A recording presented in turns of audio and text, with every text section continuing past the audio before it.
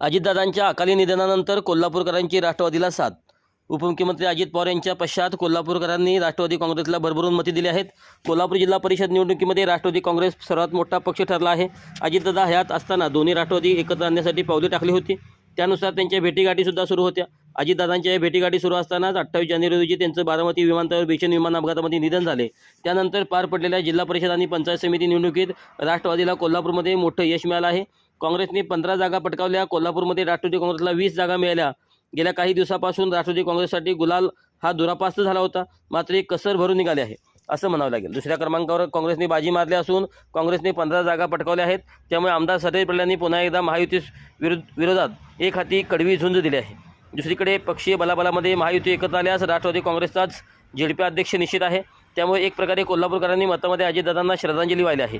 कोल्हापूर जिल्हा परिषदेसाठी महायुती कायम राहिल्यास कोल्हापूर जिल्हा परिषदेमध्ये सत्तांतर होणार आहे. राष्ट्रवादी काँग्रेसची जेडपी अध्यक्ष होईल असा विश्वास नेते आशिष मिश्र यांनी व्यक्त केला आहे.